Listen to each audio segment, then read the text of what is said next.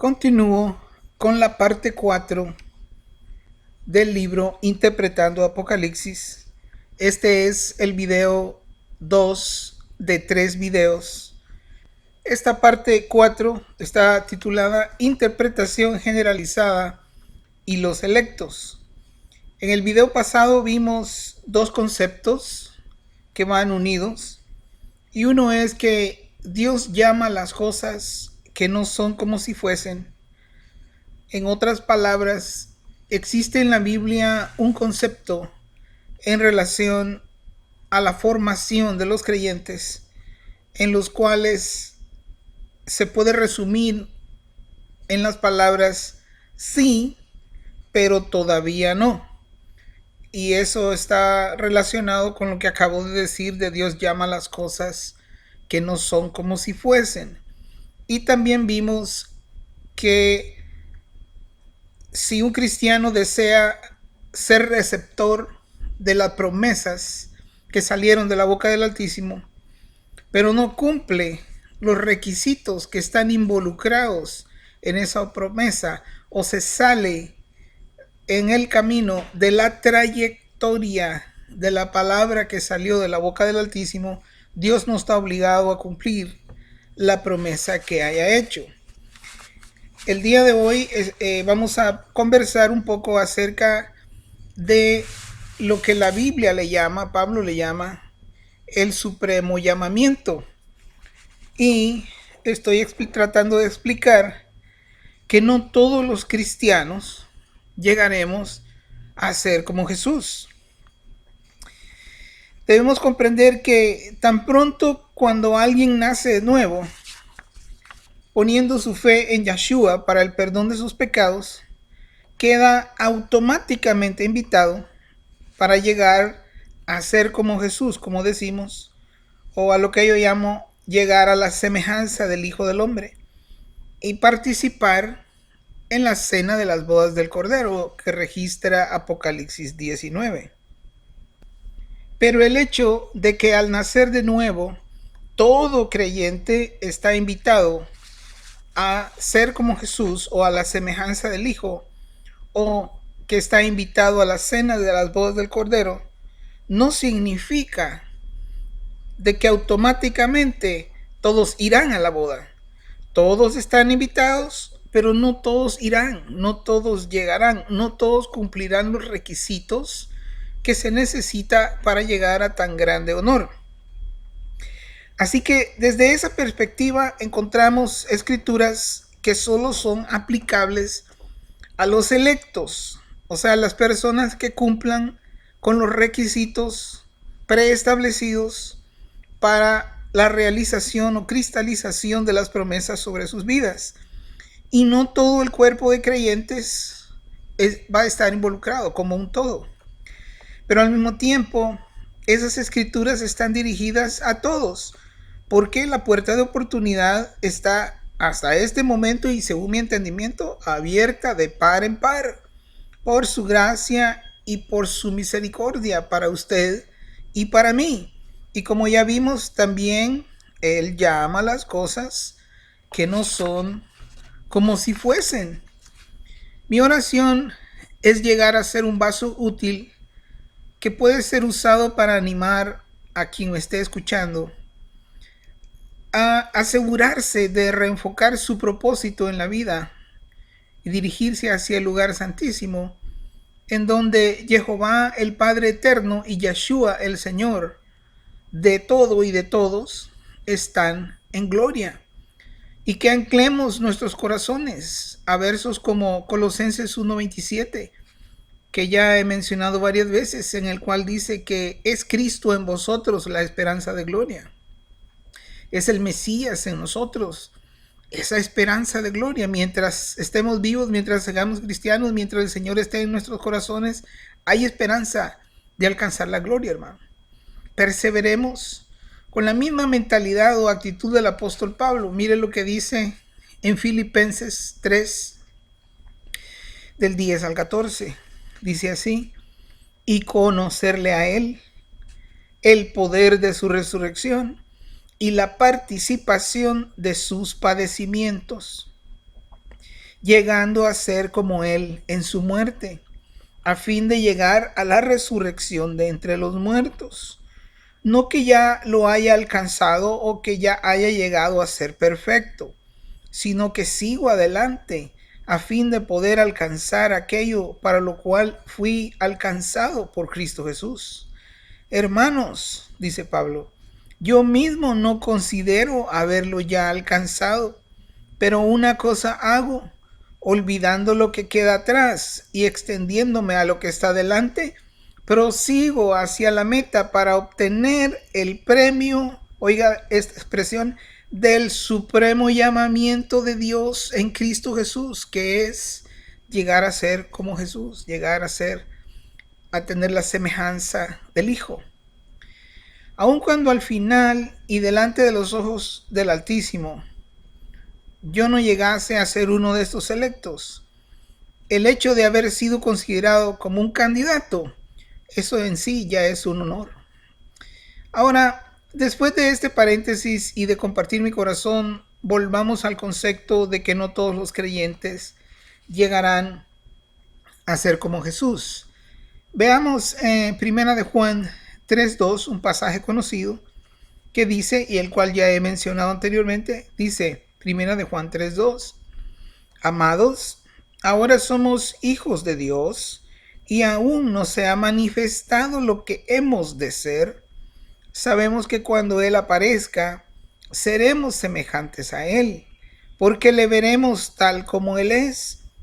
Y todo aquel que tiene esta esperanza fija en Él, se purifica a sí mismo, así como Él es puro. ¿Dónde es que le veremos tal como Él es? En nosotros mismos. Debemos practicar continuamente en la escuela diaria de nuestra vida cristiana la obediencia a su voz. Y por así decirlo, el día de la graduación será cuando Él venga. Como muestra el verso 3 que ya leímos, dice, y todo aquel que tiene esta esperanza en Él se purifica a sí mismo, tal como Él es puro. Si queremos ser como Él y tenemos la fe para alcanzarlo, nadie tiene que andarnos empujando para hacer lo que tengamos que hacer y lograr tal indescriptible recompensa. Así que, ¿calificamos todos para la aplicación de este verso? ¿Llegaremos todos a ser como Él? No lo creo. Y eso también se ve claramente en el contexto de este verso que estamos leyendo, el cual está en Primera de Juan 2:28, que dice, ahora niñitos, permaneced en Él, para que cuando Él aparezca tengamos confianza y no nos alejemos de Él avergonzados en su venida. Esto muestra claramente que habrá cristianos que por cualquiera que sea la razón, cuando Él venga, dice ahí, se alejarán de Él avergonzados en su venida. ¿Y por qué se alejarán avergonzados de su venida? Porque tendrán vergüenza de no ser como Él. Tendrán vergüenza de que, habiendo tenido la oportunidad para alcanzar la semejanza del Hijo, desperdiciaron sus vidas cristianas en muchas distracciones, aún dentro de nuestras propias iglesias. Ahora platiquemos un poco acerca de lo que la Biblia remarca como una diferencia entre los electos, o sea, aquellos que van a llenar los requisitos de las promesas para lograr obtener su cumplimiento al final, versus los creyentes regulares. Revisemos esta simple comparación de hechos bíblicos, hermano. El hecho de ser santificados en la sangre de Jesús no es lo mismo que ser santos en toda vuestra manera de vivir, como dice Primera de Pedro 1:15. Mire, así dice, pero así como aquel que os llamó es santo, sed vosotros santos en toda vuestra manera de vivir. Vuelvo a repetir este concepto. El hecho de que estemos santificados, eso no nos hace santos en toda nuestra manera de vivir. El ser justificados en la sangre de Jesús no es lo mismo que ser justos, hermanos. Primera de Juan 3:7 dice: niñitos, no dejéis que nadie os engañe. El que practica la justicia es justo, así como Él es justo. Entonces, el hecho de que seamos justificados, otra vez repito, por la sangre de Jesús, no es lo mismo que ser justos en la Biblia. El haber sido perdonados de pecado no es lo mismo que vencer el pecado en nuestras vidas. Una cosa es la cobertura de la sangre para un pecado en particular cuando lo confesamos, y otra muy diferente es nunca volver a hacerlo. Romanos 6:12 dice: por tanto, no permitan que reine el pecado en sus cuerpos mortales, para que lo obedezcan en sus deseos. Hebreos 12:4 dice: aún no habéis resistido hasta sangrar, luchando contra el pecado.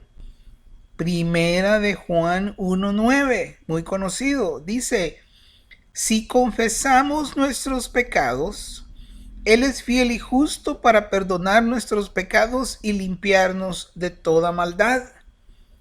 Hermano, no es lo mismo que Él perdone nuestros pecados y que nos limpie de toda maldad. Sí, la justificación y el poder de su sangre nos limpia cuando venimos y confesamos los pecados. Pero dice también que si confesamos nuestros pecados, Él es fiel y justo para hacer dos cosas: para perdonar nuestros pecados, pero también dice, y limpiarnos de toda maldad. La parte que dice limpiarnos de toda maldad es no volver a hacerlo. Él no solo nos perdona al confesar, nos da el poder para quitar el pecado. Recuerde que uno de sus títulos es que Él es el Cordero de Dios que quita el pecado del mundo y también de nuestras vidas. Otro concepto, hermano, mire, el haber sido sellados con el Espíritu desde el día en que creímos no es lo mismo que recibir una doble unción que está descrita en Juan 14:23, la cual es también presentada como un evento que todavía no ha sucedido en la vida de, como dice en ese verso, los que lo aman guardando su palabra.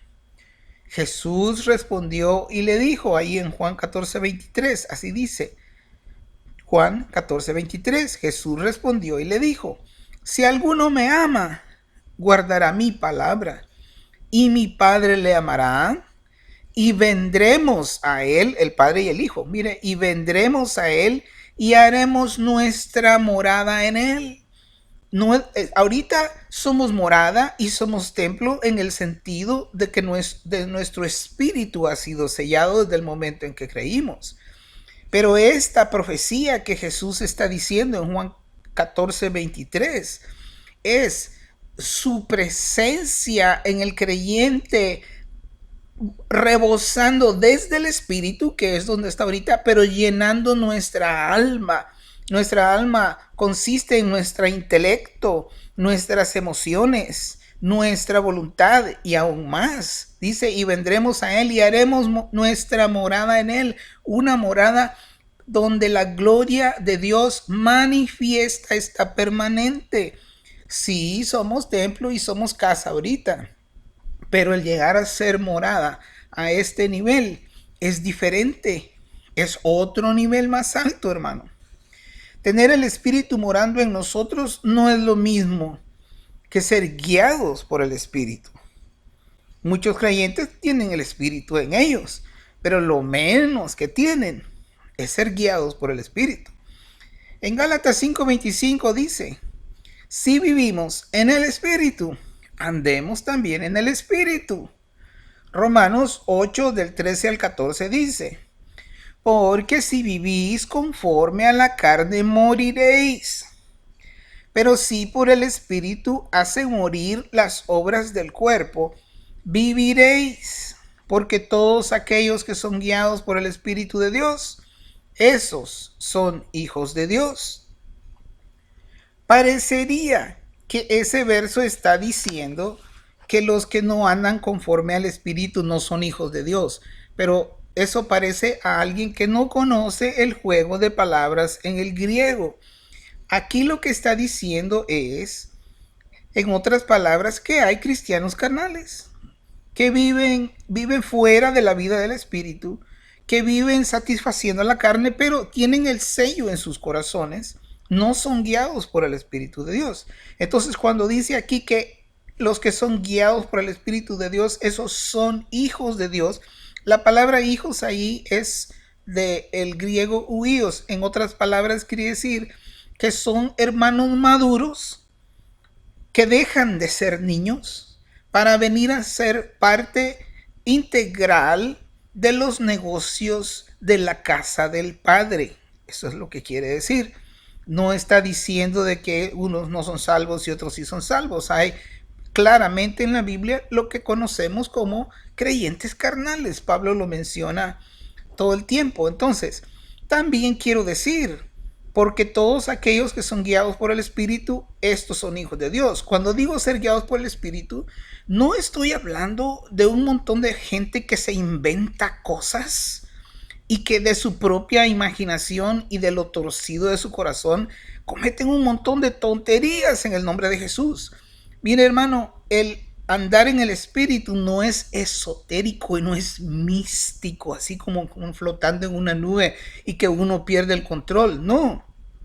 Andar en el Espíritu sencillamente significa que usted tiene una relación con el Padre y con el Hijo. Y que cuando el Padre o el Hijo le hablan para que usted vaya y haga algo, usted viene, se levanta y va y hace lo que le dijeron que haga. El momento en que usted está yendo y haciendo lo que Él le dijo que usted haga, usted está en el Espíritu. No es que anda flotando en una nube y que perdió el control de sí mismo. No, ese es un trance de la nueva era que se presta para movimiento de demonios. Yo estoy hablando de una manera sencilla, cada creyente sin necesidad de que haya emociones y que todo le tiembla y que algo pasó y que tuerce los ojos. No, no, no. En su corazón, un creyente verdadero, sin emociones, el Señor le va a decir qué es lo que quiere que vaya usted y lo haga. Y cuando usted va y obedece esa palabra, eso es andar en el Espíritu. Pero hay muchas confusiones en cuanto a esas cosas. Así que aquí estamos viendo en estas expresiones que le estoy diciendo una diferencia que podemos ver entre lo que yo llamo electos y creyentes regulares. ¿Verá? No es lo mismo ser santificados que ser santos. No es lo mismo ser justificados que ser justos. No es lo mismo que nos perdonen los pecados que ser limpiado de todo pecado para no volver a hacerlo. No es lo mismo ser sellado con el Espíritu como creyentes del momento en que creímos que el ser una morada de la gloria manifiesta del Padre y del Hijo que está prometido en Juan 14:23, como leímos. El decir que lo amamos a Él no es lo mismo que demostrarlo obedeciendo los mandamientos dictados por el Espíritu. Juan 15:10 dice: si guardáis mis mandamientos, permaneceréis en mi amor, así como yo he guardado los mandamientos de mi Padre y habito en su amor. Juan 14:15 dice: si me amáis, guardad mis mandamientos. Amarlo no es estar en el culto, y he visto, he estado presente en cultos donde dice: a ver, hermano, ponga los brazos así, dele un abrazo al Señor. Ay, qué lindo, dele un abrazo al Señor. A ver, tírale un besito al Señor. Ay, qué lindo, te amamos. Hermano, Eso es falsa religiosidad. Amar al Señor es obedecer la voz cuando viene a su corazón. Vaya y haga lo que le dicen. Por eso Jesús dijo, no, todo el que me dice, Señor, Señor, entrará en el reino de los cielos, sino aquellos que hacen la voluntad de mi Padre que está en los cielos. Cuando usted entienda que Dios le habla en su corazón para hacer algo, vaya y hágalo. Y ahí, en ese ir y hacer, usted le va a estar demostrando al Señor que usted lo ama, no en esas ideas románticas cristianas que ya todos conocemos. Otra cosa, el hecho de tener la promesa de Jesús, de que Él nos va a resucitar, y después voy a probar sin lugar a dudas que la promesa que Jesús hizo a los creyentes para resucitarlos es la segunda resurrección. No tengo la menor duda en cuanto a esto estudiando las Escrituras. No es lo mismo esa promesa de ser resucitados en el día postrero, como dijo Jesús, que ser electos para participar en la primera resurrección. Son dos cosas totalmente diferentes. Mire, en Lucas 20:35 dice, pero aquellos que son tenidos por dignos de participar en aquella edad y la resurrección de los muertos. Oiga lo que dijo Jesús, hermano. Pero aquellos que son tenidos por dignos de participar en aquella edad y dignos también de participar en la resurrección de los muertos. Un momentito. Aquí hay una contradicción en la Biblia, porque está diciendo aquí que para participar en la resurrección de los muertos hay que ser dignos. Y en Juan 6 está prometiendo 4 veces al que vea al Hijo del Hombre, el que cree en mí y todo eso, yo le resucitaré en el día postrero. Dice 4 veces, hermano, ahí en Juan 6, usted puede buscarlo. Versos 39, 40, 44, 54. Dice ahí, Jesús prometió a todos aquellos que creen en Él, yo le resucitaré en el día postrero. Y esa resurrección es gratuita, esa resurrección es ganada por Jesús en la cruz del Calvario para nosotros. Pero aquí en Lucas 20:35 dice que aquellos que son dignos de participar en la resurrección de los muertos. Un momentito. Entonces, o nos la regaló o nos la está cobrando. ¿Cuál de los dos versos? Aquí hay una contradicción en la Biblia. No, no es contradicción, hermano. Es que aquella resurrección de la cual está hablando en Juan 6, que yo le resucitaré en el día postrero. 4 veces lo dice, yo le resucitaré en el día postrero. Y cuando Lázaro también le pregunta, hablando con Marta, le dice, tú sabes que yo lo resucitaré. Sí, Señor, yo sé que Lázaro será resucitado, dijo ella, en el día postrero. Esa es la doctrina que ella tenía, en el día postrero. Pero no es lo mismo la resurrección del día postrero, que es después del milenio, que la primera resurrección. Mire lo que dice el apóstol Pablo, hermano, en Filipenses 3:11.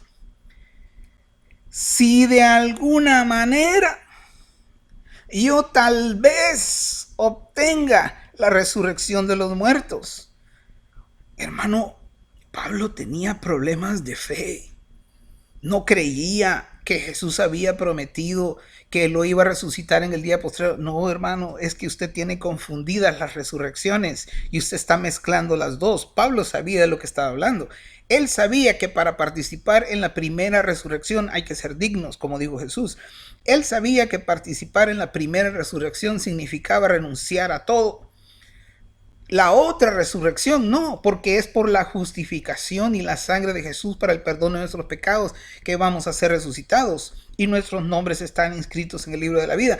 Pero para esta otra resurrección de la cual habla Jesús en Lucas 20:35, sí debemos de ser dignos.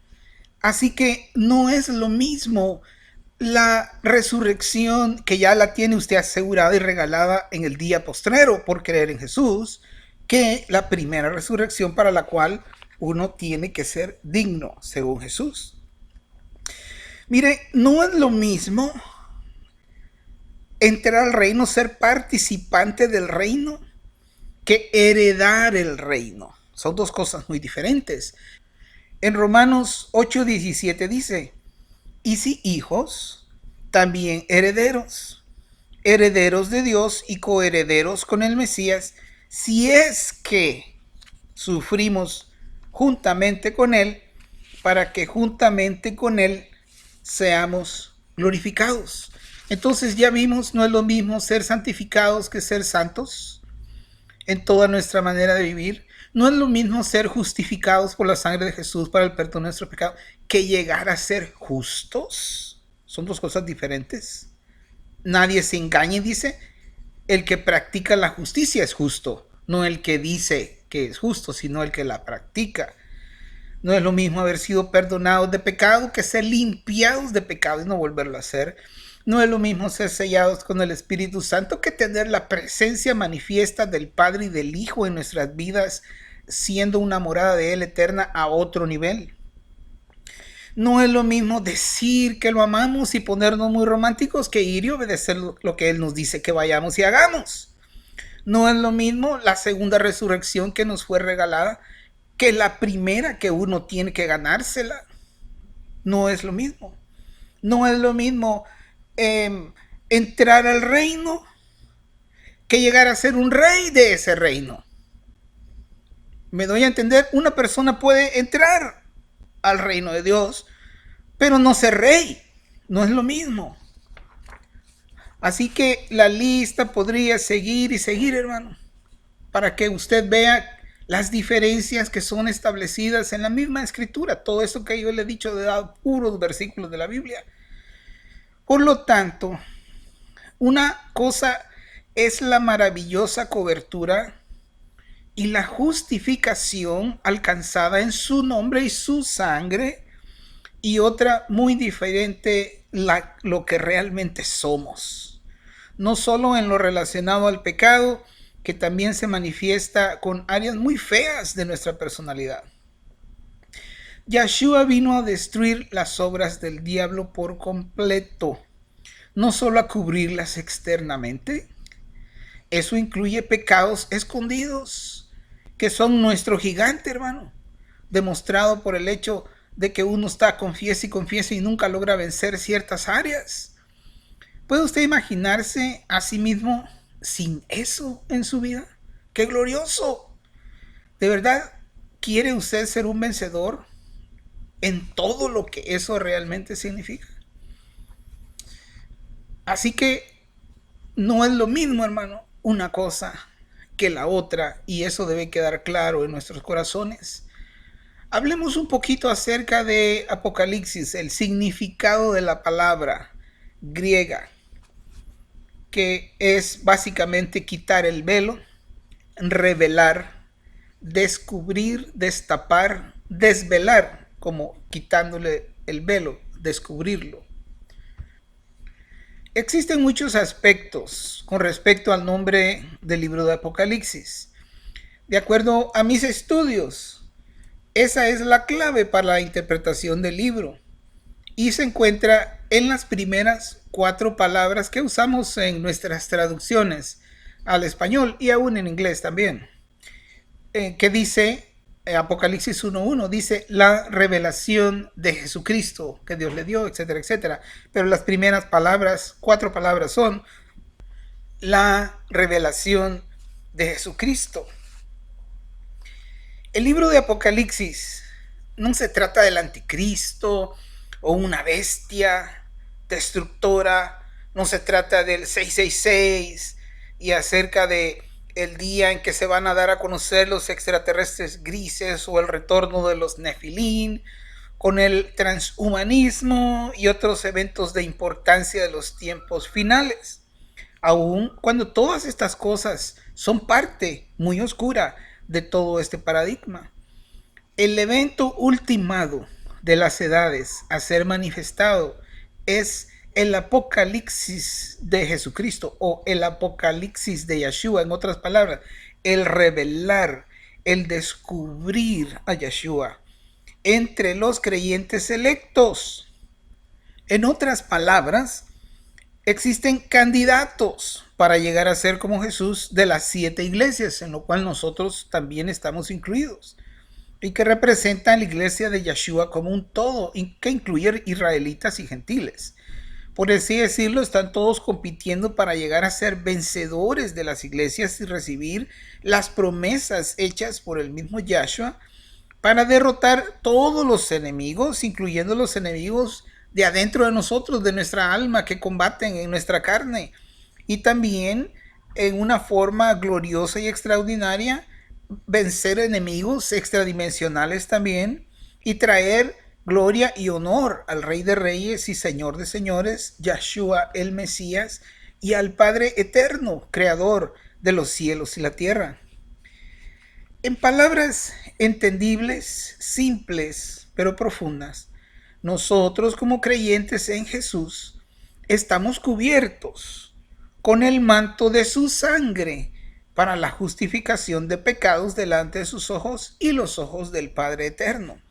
Pero veamos despacio esta siguiente parte que voy a decir, hermano. El día vendrá cuando la revelación de Jesucristo, que son las 4 primeras palabras del libro de Apocalipsis, o la revelación de Yeshua, tendrá lugar. Es un evento profético, es algo que viene sobre la vida de los creyentes. Y cuando eso suceda, hermano, o por así decirlo, justo antes de que eso suceda, el manto de la justificación que nos han sido puesto será levantado para manifestar, para revelar o dar a conocer o sacar a luz qué es lo que hay en realidad debajo del manto en la vida de cada uno de los que dicen que creemos en él, para mostrar si aprovechamos todo lo que el poder de su sangre y las primicias del Espíritu puede lograr en nosotros como creyentes, para ver la realidad de nuestras vidas, si somos como el Hijo o no, delante de sus ojos y los nuestros. Por eso, como ya vimos en la Biblia, dice que algunos se alejarán de él avergonzados, no porque pierden su salvación, sino porque no son como él y se pierden muchas recompensas. Piense por un momento en este apocalipsis o revelación. ¿Cómo nos vemos nosotros sin el manto de la justificación por la fe en Jesús? ¿Cómo se ve usted, hermano, si le quitaran el manto de la justificación de encima? ¿Quién es usted realmente delante de los ojos, no solo de Dios y del Señor, pero de la gente? ¿Quién somos realmente? Mire conmigo lo que dice Romanos 1:4. Dice, y que fue declarado Hijo de Dios con poder, de acuerdo al Espíritu de Santidad, por la resurrección de los muertos. Si nosotros queremos pasar y aprobar la participación en la primera resurrección, ¿usted cree que no vamos a pasar por ese examen que él pasó? Dice que es declarado Hijo de Dios con poder de acuerdo al Espíritu de Santidad por la resurrección de los muertos. Si como creyente usted y yo aprobamos ese examen del Espíritu de Santidad, al momento de que nos es quitado el velo, entonces la demostración o la señal que demuestra que usted o yo pasamos el examen, en lugar de darle un diploma por escrito, usted será resucitado de los muertos, lo cual es la primera resurrección. Si usted no pasa ese examen del Espíritu de Santidad, usted tendrá que esperar 1000 años para ser resucitado sin perder su salvación eterna, porque su nombre está inscrito y será hallado en el libro de la vida porque usted puso su fe en Jesús para el perdón de sus pecados. Revisaremos más detalles acerca de esta primera y segunda resurrección en el siguiente capítulo, que es el capítulo 5 de este libro. Como podemos ver, el apocalipsis de Yeshua y el entendimiento de estas verdades nos trae nuevas perspectivas y espero que un nuevo desafío a todos los creyentes, a todo aquel que está escuchando esta grabación, para reenfocar nuestros corazones, para reenfocar nuestra fe, para reenfocar nuestros esfuerzos hacia lo que considero es el propósito ultimado en nuestra vida cristiana según la Biblia, el cual es ser electos de las iglesias para llegar a ser como Yeshua, el Hijo amado del Padre. Esto que acabamos de ver, hermano, me hace ver a mí, según mis estudios, y sin lugar a dudas, que no todos los creyentes llegaremos a ser como Jesús. Con esto concluyo el video número 2 de 3 de la parte 4 y estaremos en el próximo video haciendo un análisis de los versos que mencionan la predestinación en la Biblia. Bendiciones.